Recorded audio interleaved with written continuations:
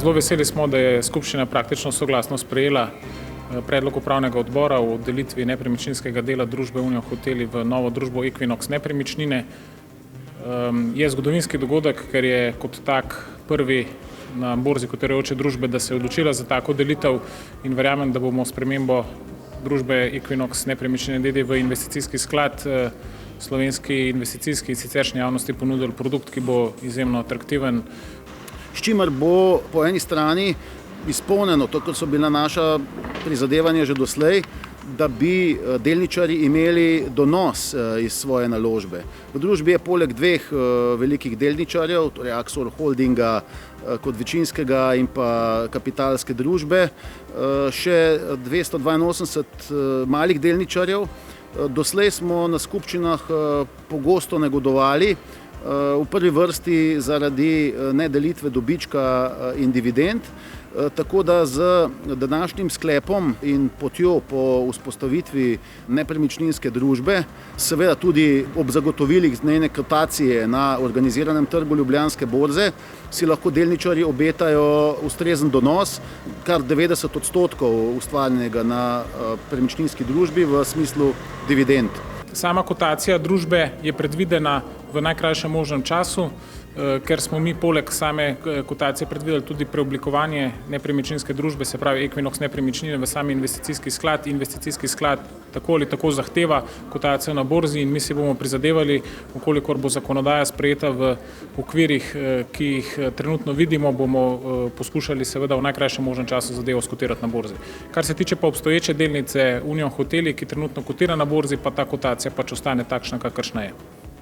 Menimo, da je pomembno tudi za sicer slovenski investicijski prostor, da se vzpostavlja nepremičninski sklad oziroma da v perspektivi, kot kaže, bo vzpostavljen kot prvi v Sloveniji, ki ne nazadnje lahko še toliko bolj v teh razmerah in glede na naložbene možnosti, tudi ne nazadnje na depozite v bankah in podobno, omogoči dobre donose, ukolikor seveda se bodo izpolnila tista zagotovila, ki so bila danes tudi na sami skupščini predstavljena. Kar se tiče davčne obravnave nepremičninske investicijske družbe, je trenutno v sprejemu nov zakon o družbah za upravljanje in o investicijskih skladih, ki predvideva, da naj bi te družbe imele ugoden davčni status, ukolikor bi 90% dobička letno pač izplačale v obliki dividende, se pravi, da te družbe ne bi plačevale davka od dohodka pravnih oseb. Na današnji skupščini sem poleg Vseslovenskega združenja malih delničarjev zastopal tudi delničarje vključene v delniško oporo. Tudi v družbi Union Hoteli, namreč jih je precej, ki so se pridružili, in posebej jih želim opozoriti tiste, ki so še na ukinjenih registrskih računih, teh je v družbi skoraj 50, da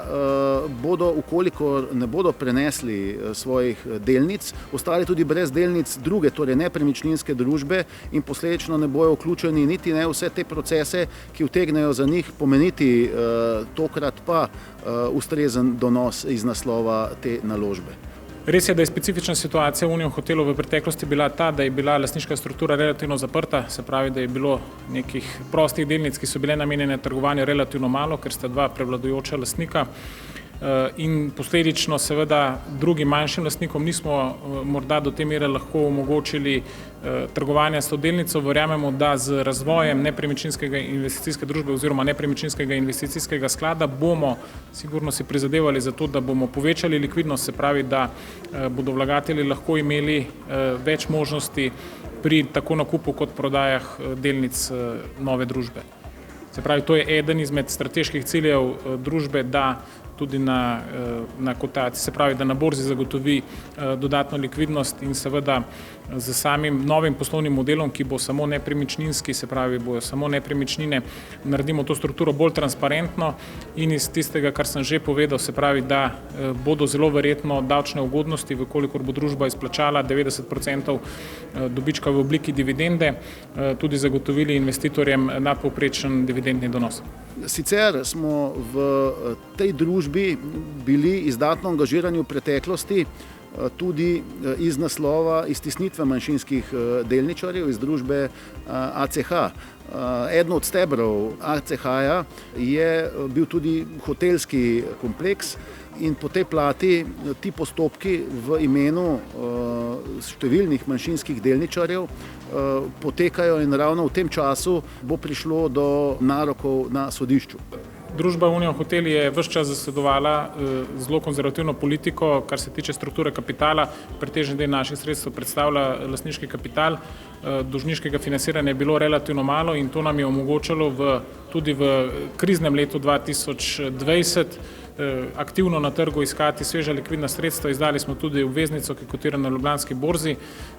in smo bili ena redkih, če ne edina družba, hotelska družba, ki je vire financiranja poiskala ne samo v okviru